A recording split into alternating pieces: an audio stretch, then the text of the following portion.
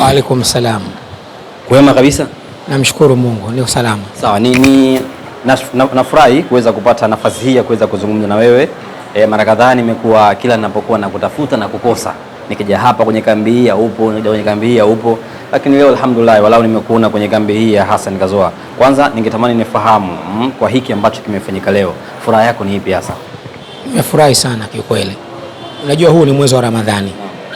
Na kwa mujibu wa sisi Waislamu, mwezi huu ni mwezi wa kutoa. Ni mwezi wa kukaribishana. Ni mwezi wa kupeana vitu vizuri vizuri. Kwa hiyo kilichofanyika leo hapa ni kitu kizuri, na kiukweli nichukue fursa hii ya kumpongeza Bwana Kazoa japo kidogo, lakini kwa mujibu wa mafundisho ya dini anasema usiposhukuru kidogo basi hata ukipewa kikubwa huwezi kushukuru. Kwa hiyo tunasema alhamdulillah rabbil alamin. Jambo zuri sana. Walimwengu waheshimu mambo. Wapo ambao watakaosema kwamba akakosea na wapo ambao watakao msifia kwamba amepatia. Huenda ambao watakaosema amekosea kwa sababu tumezoea kuona mtu anapokuwa anafanya jambo kama hili anafanya kwa watu wenye uhitaji kama vile watoto yatima na watu wa design hiyo, lakini Hassan Kazoa amechukua wasanii wake ama wasanii wenzake ambao wanapatikana kunako tamthilia hii mpya ya Baba wa Watu. Tusemeje, ni kweli amekosea? Kwa nini hajachukua watu wenye uhitaji maalum? Kwa nini amechukua wasanii wenzake hasa? Hapo mimi naweza nikasema ni kwa sababu ya uelewa tu wa watu, au ni uelewa kutokuelewa dini vizuri. Swala la kufuturisha halimaanishi lazima umfuturishe aliye maskini. Tunaambiwa koko moja ya tende ukimpa aliyefunga, maana yake wewe unapata sawa na sababu zile zile na hupungukiwi chochote kwa ile kwa yule mfungaji, hapungukiwi chochote kile. Haikumaanisha kwa sema kwa tajiri au maskini. Na ndio maana unakuta watu mnapoingia msikitini kabla ya kuanza kufanya ibada ya swala ya magharibi, pale napolia adhana, kila mmoja wewe nakupa tende na mimi unanipa tende, wala kwa moja, wewe unanipa maji na huyu anampa maji, mnageuzana watu. Kinachotakiwa pale ni kuchuma thawabu. Sasa hichi kilichofanyika, awe kalisha maskini, awe kalisha wasanii wenzake, au kalisha mtu yoyote yule, alimuradi lengo lake lilikuwa ni kufuturisha, na Mungu atamlipa kwenye hilo. Wala asijali maneno ya watu atakayosema, kwa sababu wao hawagawi pepo bwana. Anayegawa pepo ni Mwenyezi Mungu. Basi hilo. Tuzungumzie Baba wa Watu. Wewe ni miongoni mwa wasanii wa Kongo ambao wamepata bahati ya kuweza kushiriki kwenye tamthilia hii. Swali langu la msingi, kipindi hiki cha mwezi mtukufu wa Ramadhani pamekuwa na watu wengi wanafanya content za tofauti. Kufika tu mpaka mashehe baadhi wanalalamika kwa nini mnakuwa kama vile mnaudhihaki mwezi wa Ramadhani. Mzee wangu, na wewe unafahamu dini, lakini umeingia kwenye kazi ya Hassan Kazoa. Kwanza kwa maudhui ambayo yanafanyika mule, hujahisi kwamba na wewe unakwenda kwenye mkumbo wa kukashifu mwezi? Hassan Kazoa kuna vitu anavifanya ambavyo mwezi wa Ramadhani si busara mtu kuyafanya kwenye mchana mwezi wa Ramadhani. Unajua kuna shida moja mimi nasema ni shida ya uelewa. Hiki kitu kinaitwa igizo. Nini maana ya kuigiza? Kuigiza ni matendo mbalimbali yanayofanyika kwenye jamii. Kazoa alichokifanya ni kuonyesha kuna watu wa aina hiyo wanaishi katika mwezi kama huu wa Ramadhani. Wanasingizia kwamba anafunga majumbani, wakiwa barabarani wanakula ovyo, wananyang'anya futari za watu, wanadhulumu vitu vya watu. Hayo mambo yapo.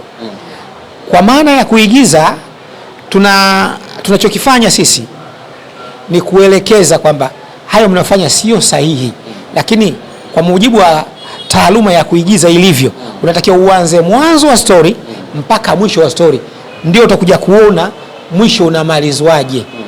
Sasa mtu aje ajenge hoja kwenye kumaliza. Ukiangalia hii Baba wa Watu au na content zote anazozifanya Kazoa, anaweza kaanza katika ukorofi, anaonekana hafungi, lakini nafika mahala anapewa mawaidha, anapewa mafundisho, hatimaye anayakubali na anakiri kwa kinywa chake kwamba kweli mimi nimekosea, sasa ninajirekebisha.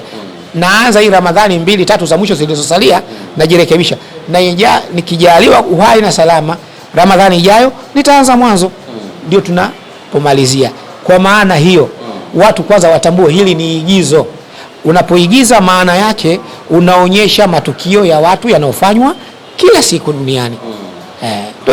Wakati Hassan anakuambia kuna kazi ambayo tuingie location to shoot, hukuwa na wasiwasi kwamba huenda na mimi nikasemwa vibaya kwa jinsi ambavyo Hassan Kazoa anaishi na kwenye kuonyesha yale ambayo anaishi kwenye mwezi, labda kwenye kazi hii au kwenye kazi hii ya mwezi mtukufu Ramadhani?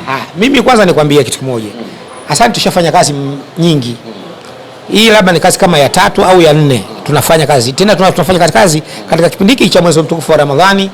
Huwa tunajaribu kuwaelekeza watu namna ya mifumo ilivyo katika Uislamu.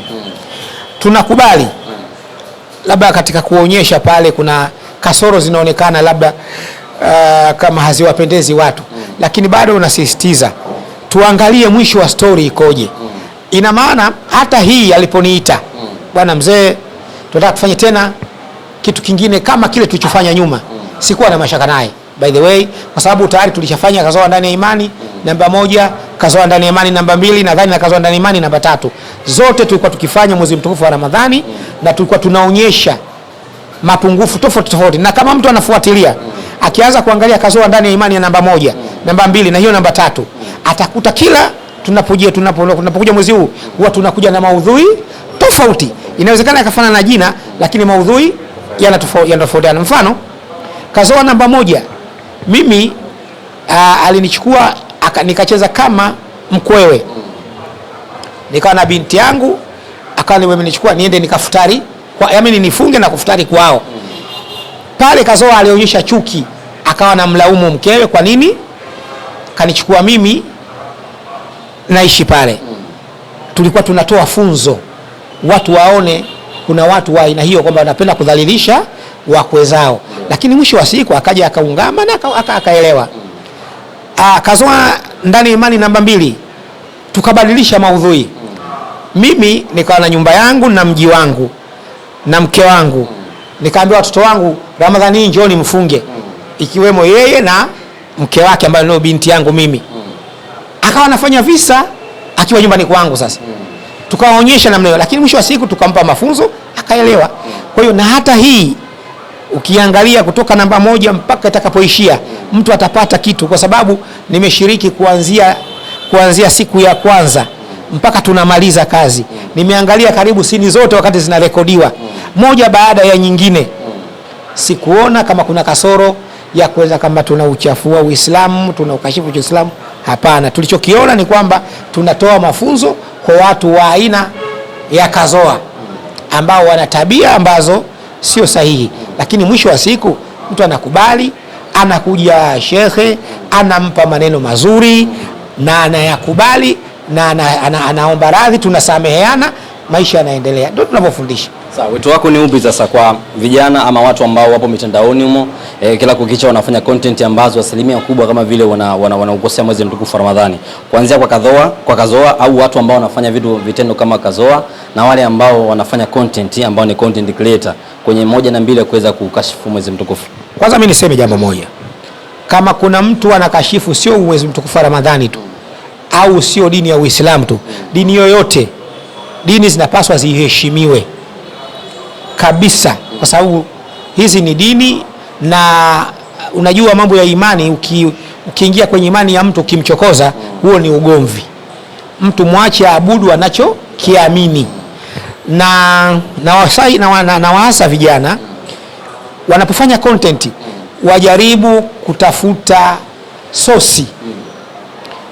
Kweli sasa hivi kumekuwa na mwitikio mkubwa wa watu wanafanya kazi, lakini hawatafuti sosi. Mfano, mtu atafanya sinema ya dini, wafate wanadini wenyewe, bana mimi na project yangu hii hivi, nikifanya hivi kwa mfumo huu inakuaje hapa, lakini naelekea mnaenda na mnaelekezana, mwisho mnafikia muafaka wa hilo jambo na kila kitu kinakwenda vizuri. Kwa hiyo wito wangu kwao, watambue kuwa dini ina thamani yake na ni kitu kikubwa sana, kisichezewe. Wafanye content za kuelimisha jamii, kwa sababu nchi na matatizo mengi. Tuna masuala ya mamonyoko wa maadili. Sisi tunataka tufanye kazi kubwa ya kuelimisha watu, kuwatoa kwenye maadili mabaya kuja kwenye maadili mema, lakini kuna milipuko ya mambo ya magonjwa vile vile, hiyo ni kazi yetu. Sijui kuna mambo ya vita, hiyo ni kazi yetu. Ina maana mimi nachowaasa vijana, hasa vijana wa sasa ambao wanafanya hizo content, wajaribu sana kuzingatia miiko ya hii kazi. Na nitakukumbusha kidogo mwandishi, sisi wakati tunaanza hii sanaa ya uigizaji, nadhani miaka kama 30 iliyopita, tulikuwa mchezo unapoandikwa, kabla ya kuingia kwenda kurekodi, tunakwenda kutafuta kile kilichoandikwa na wale wahusika kiko sahihi, wanaridhika na tunafanya. Na kitu kikifanya kikienda kwenye jamii ilikuwa inatupokea vizuri sana.